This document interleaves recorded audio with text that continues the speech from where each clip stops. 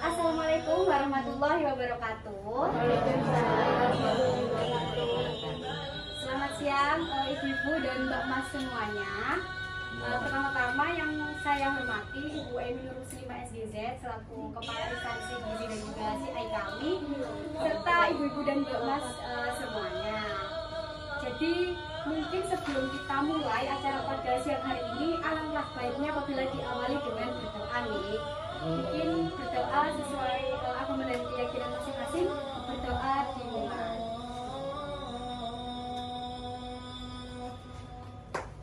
Baik, tidak ada kata cukup bagi berdoa. Nah, seperti yang sering ibu-ibu dan mbak mas dengar nih, ada pepatah yang mengatakan tak kenal maka tak aruf. Oh iya, tak kenal maka tak sayang.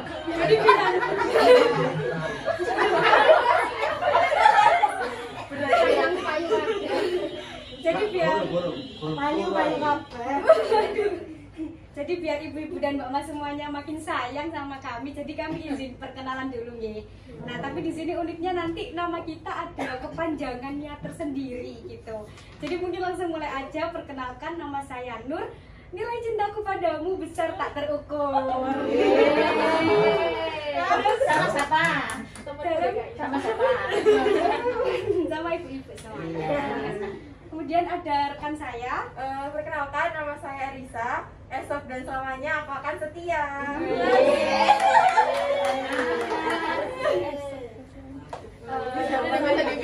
Nama saya Setia. Senang membuat orang lain tertawa ceria. Senang buat Nama saya Alia, atau saya Lesa pasti bahagia.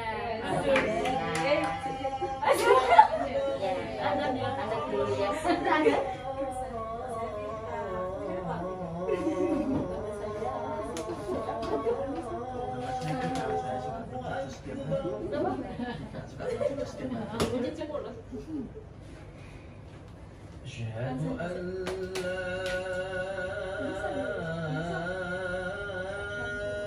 إله إلا الله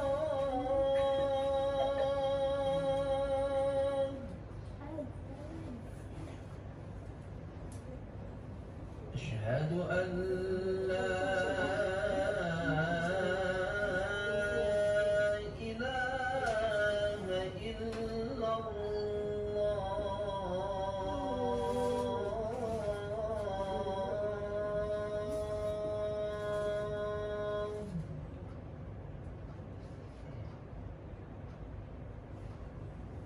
أشهد أن محمدا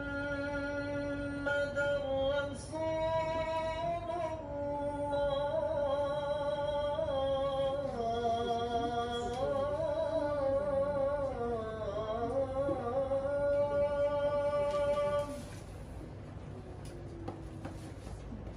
أشهد أن محمدا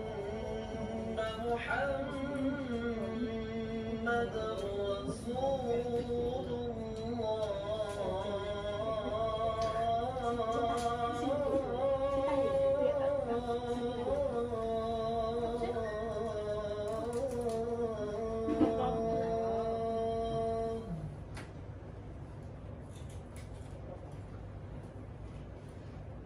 حي على حي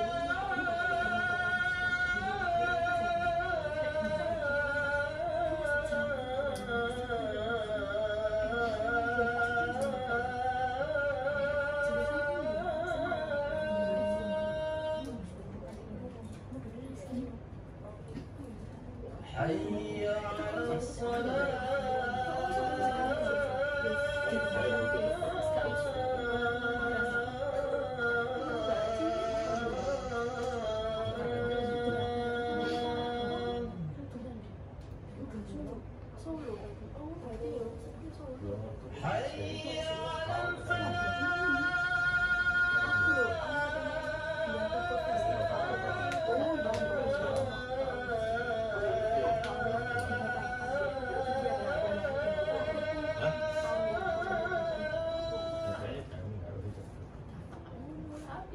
حي على الفلاح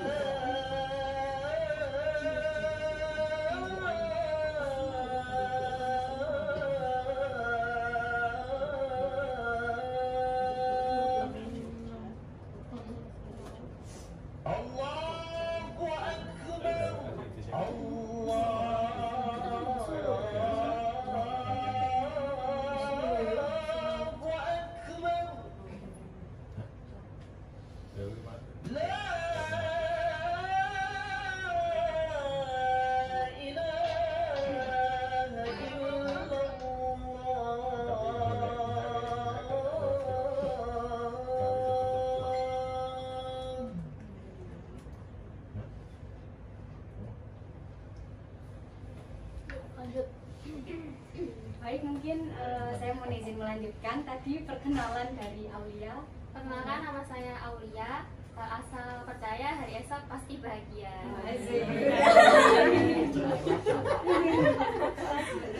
Perkenalkan, nama saya Erma. Singkatannya dari elegan dan menawan itu saya.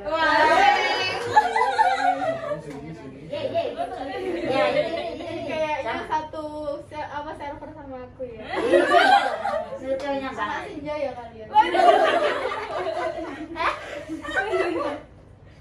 Baik, mungkin perkenalan kan udah ya. Nah, selanjutnya sebelum masuk ke inti mungkin di sini saya mau sedikit menjelaskan tujuan kami, yaitu di sini kami mau melakukan PKLS atau promosi kesehatan rumah sakit. Nah, ada dua topik. Yang pertama itu mengenai keamanan pangan dan yang kedua personal hygiene. Nah, tapi sebelumnya saya mau tanya dulu nih kepada ibu-ibu dan mbak-mas semuanya, gimana kabarnya siang hari ini? Mungkin baik atau ada yang lagi gak enak badan atau gimana mungkin? Aduh, ada yang baik. Ngantuk. Lagi BU.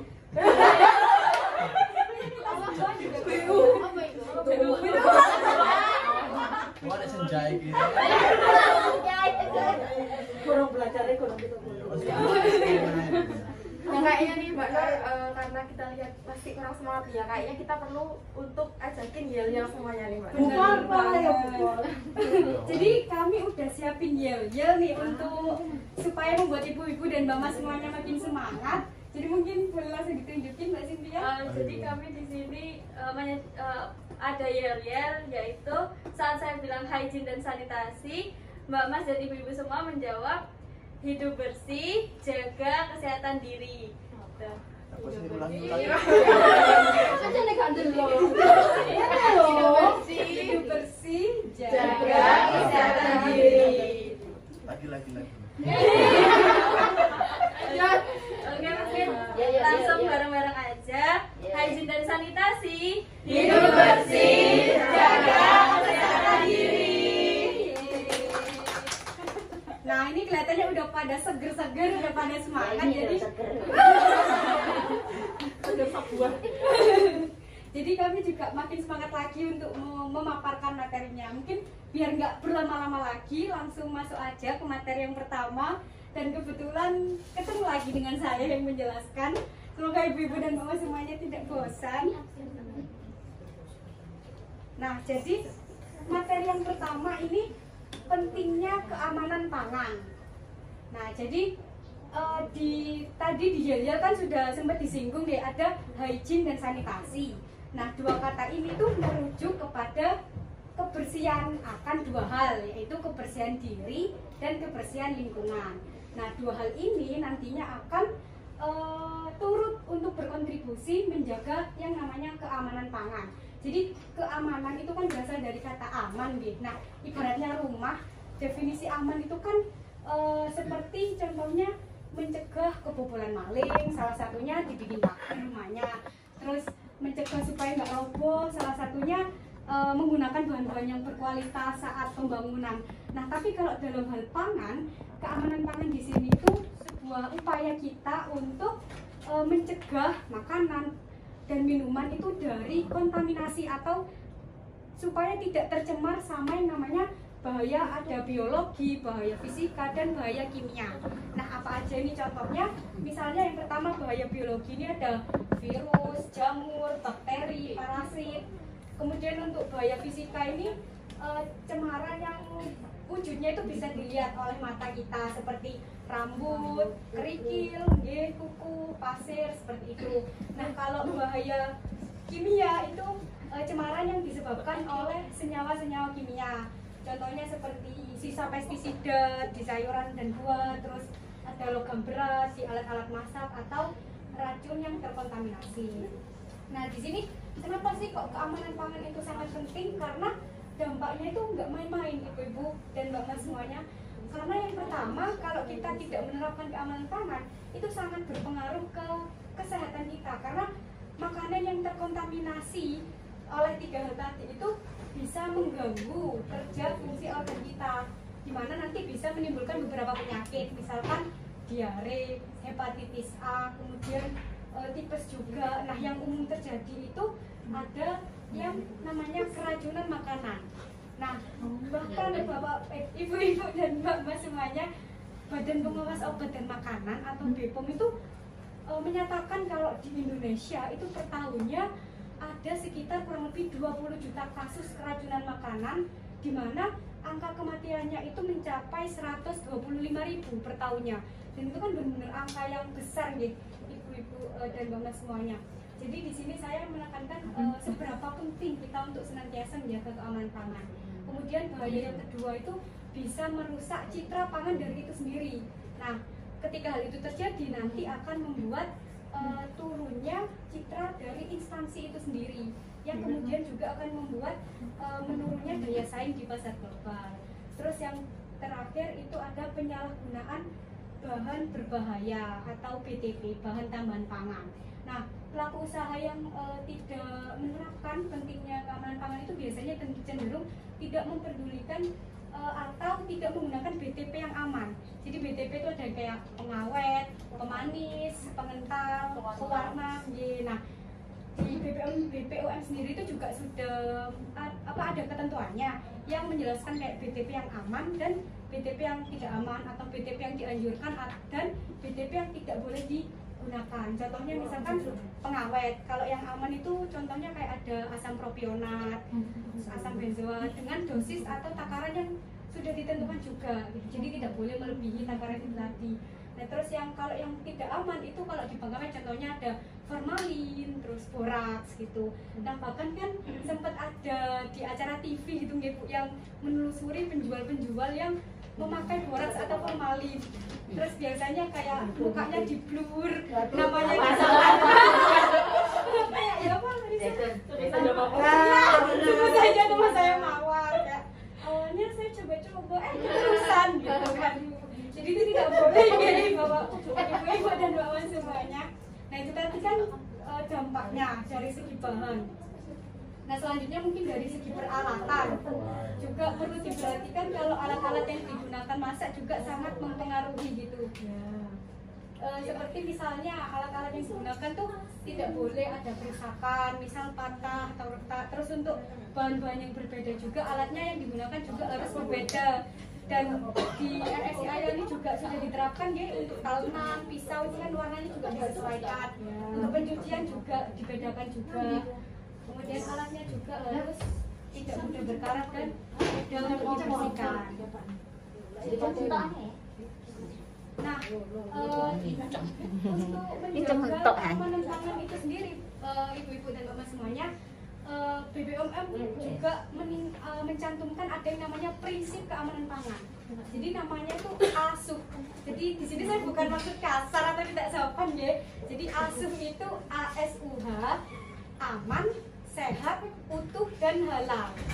Jadi aman itu tidak mengandung bahan yang berbahaya, sehat itu mengandung bahan-bahan yang menyehatkan dan juga nilai gizi yang tinggi, kemudian utuh itu juga takarannya tidak dikurangi atau dicampur dengan bahan palsu lainnya, dan halal itu sesuai dengan syariat Islam. Kemudian ada juga dari BPOM namanya 5 kunci keamanan pangan. Jadi yang pertama itu ada kita harus senantiasa menjaga kebersihan, seperti selalu mencuci tangan, terus senantiasa menjaga kebersihan area dapur juga, mulai dari produksi hingga distribusi. Kemudian ada memisahkan pangan yang matang dan pangan yang mentah.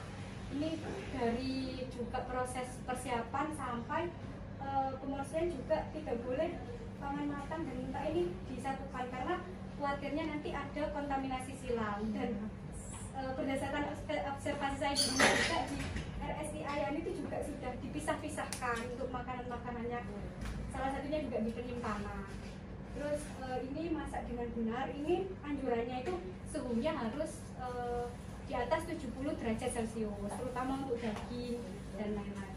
Terus kemudian jaga pangan pada suhu yang aman. Ini karena pada suhu-suhu tertentu itu mikroorganisme itu bisa tumbuh dengan optimal gitu. Jadi suhu penyimpanan tuh kayak harus rendah, misalnya di bawah 5 derajat Celcius. Kemudian tadi suhu panas juga karena itu bisa menghambat pertumbuhan bakteri dan jamur. Kemudian yang terakhir juga menggunakan air dan bahan baku yang aman. Jadi air yang digunakan semisal waktu proses pencucian juga harus selalu mengalir. Terus bahan-bahan juga memilih yang berkualitas seperti itu. Mungkin untuk materi 1 sekian aja dari saya. Apabila ada yang salah mohon dimaafkan, dan apabila ada yang sayang mohon diungkapkan. Jangan ditahan. Jadi mungkin itu sekian dari saya.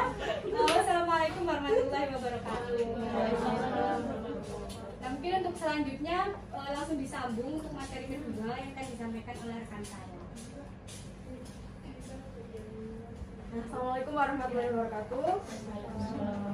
Nah tadi kan ini menyambung materi yang sudah disampaikan oleh Nur mengenai keamanan pangan. Nah tadi kan sudah dijelaskan mengenai pengertian keamanan pangan, lalu faktor-faktor apa sih yang bisa mempengaruhi keamanan pangan. Nah salah satu faktor yang penting itu adalah personal hygiene. Mungkin ibu-ibu atau mbak-mbak di sini ada yang tahu personal hygiene itu apa? Nggak tahu. Kebersihan diri sendiri. Nah kita dapat pelajaran dari yang aja. Ya benar, personal hygiene itu adalah terdiri dari dua kata, yaitu personal yang artinya individu atau seseorang, kemudian ada hygiene yang artinya kesehatan ataupun kebersihan. Nah, personal hygiene ini penting diterapkan untuk menjaga keamanan pangan agar tetap terjamin kualitasnya. Karena di sini kan kita base-nya adalah kesehatan, yang mana kita menyajikan makanan untuk mempercepat proses penyembuhan dari pasien dan juga meningkatkan derajat kesehatannya. Nah, Permenkes sendiri itu sudah menyebutkan apa-apa saja sih personal hygiene yang harus diterapkan di instalasi gizi rumah sakit dalam Permenkes nomor 78 tahun 2013 yang terdiri dari 4 poin. Yang pertama adalah menjaga kondisi kesehatan.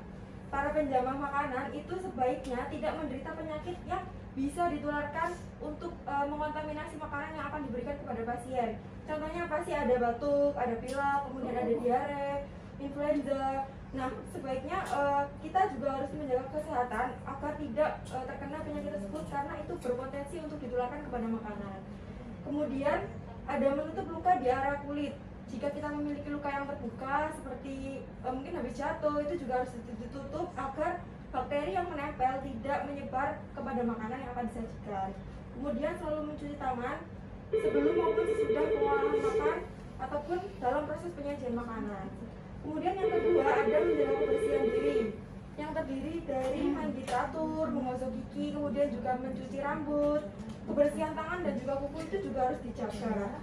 Karena walaupun kita menggunakan APD ketika mengolah makanan, tapi APD yang kita gunakan itu kan berbeda untuk APD yang penyakit infeksius. Jadi masih ada celah untuk bakteri itu masuk ke dalam diri kalau misalnya kita tidak menjaga kesehatan dan juga kebersihan diri. Kemudian yang ketiga ada penampilan penjamah. Nah ini lebih ke memakai APD ketika menjamah makanan maupun mengolah makanan dari awal proses sampai dengan distribusi, yang terdiri dari memakai apron, penutup kepala, memakai alas kaki yang tidak licin, memakai masker, dan juga dilarang menggunakan perhiasan seperti jam tangan, cincin, gelang yang ditakutkan akan mengontaminasi makanan yang akan diolah. Kemudian ada menjaga perilaku dengan cara tidak menggaruk-garuk badan ketika sedang mengolah makanan, karena ditakutkan akan terjadi kontaminasi jika tidak menggunakan APD lengkap dan juga kurang menjaga kebersihan diri.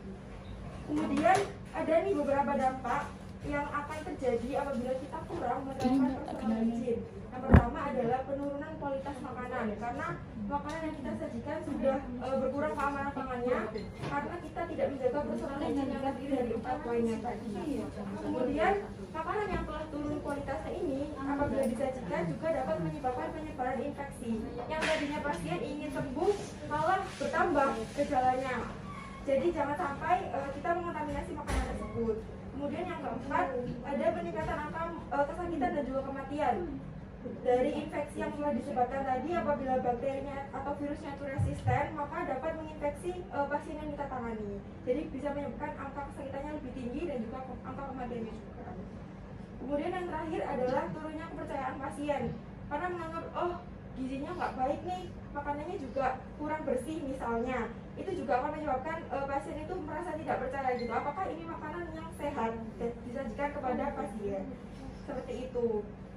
Nah, setelah ini akan ada 2 contoh model yang akan kita tampilkan untuk mencontohkan bagaimana personal hygiene yang tepat dan juga personal hygiene yang kurang tepat. Mungkin Mbak Sinia bisa dilanjutkan. Nah, karena tadi 2 materi sudah dijelaskan oleh rekan saya, di sini saya ada sedikit kuis untuk ibu-ibu dan juga Mbak Mas semua. Ada hadiahnya nggak Mbak Sin? Ada dong Mbak Adila. Kulkas sama itu. Nanti terakhir ya. Jadi sebelum memulai kuisnya, di sini saya akan membacakan terkait mekanisme pelaksanaan kuisnya. Jadi nanti saya akan memberikan sebuah pertanyaan kepada ibu-ibu dan Mbak Mas semua. Kemudian nanti ibu-ibu dan Mbak Mas ini harus menebak pertanyaan yang saya berikan dengan mengangkat tangan sambil menyebutkan nama buah. Nanti setelah mengangkat tangan dan menyebutkan nama buah, saya tunjuk, baru ibu-ibu dan juga Mbak Mas dipersilakan untuk menjawab. Mungkin daripada bingung, saya contohin dulu. Semisal ada berapa buah yang berawalan huruf J? Pisang bisa. Nah, ya silakan. Ya silakan Mbak Nur. Jeruk, semangka, Jemanas. Nah mungkin seperti itu. Jadi sekarang kita mulai aja kuisnya. Jangan lupa untuk menyebutkan nama buah sambil mengangkat tangan. Jadi tadi kan udah dijelaskan mengenai keamanan pangan, dan di keamanan pangan sendiri itu ada istilah ASUH. Nah, apa kepanjangan dari ASUH tadi? Sialan. Nama buah. Ya, dari apel. ASUH aman, sehat, utuh, dan halal.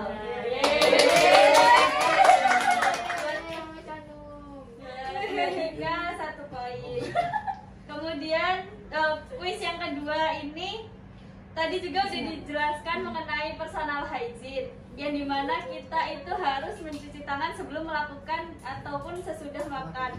Apa saja 6 langkah cuci tangan? Ayo, diam. Ini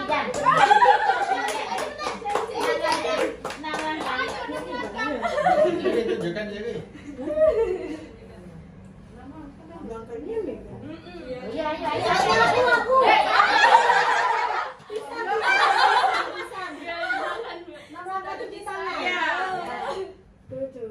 Wah. Lucu loh.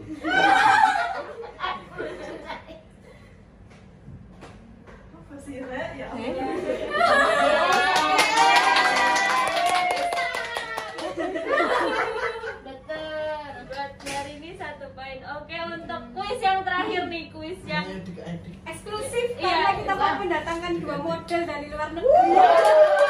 Kita sambut. Kita sambut. Tuh lagu tuh.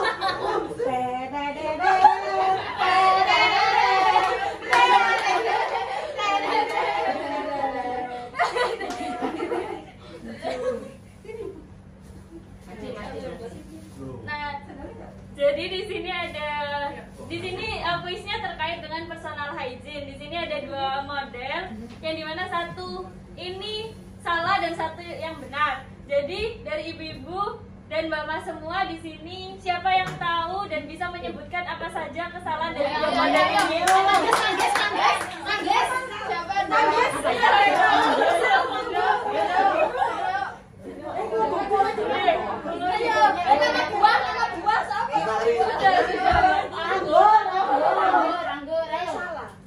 Iya, yang salah dan benar. Perbedaan dari 2 model ini. Ini yang benar pakai Oppo. terus sarung tangannya yang dua ini pakai Coba itu satu. Terus asal nggak pakai masker, jangan nggak pakai masker. Terus baju Oh, bajunya bagus.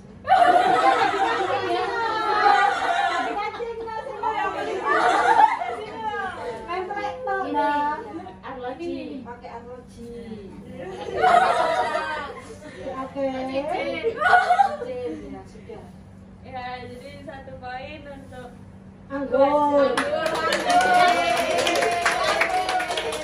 Nah, mungkin ini karena kuis terakhir dari kita juga ada penyerahan hadiah untuk 3 pemenang. mungkin kita silakan untuk maju untuk penerimaan hadiah.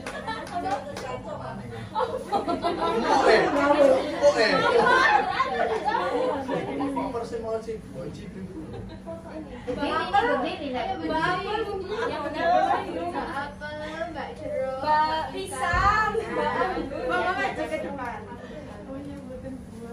Iya, namanya tuh. Wih, kakak gue udah. Tidak ada yang Fix, anu coba. Iya, sudah di situ.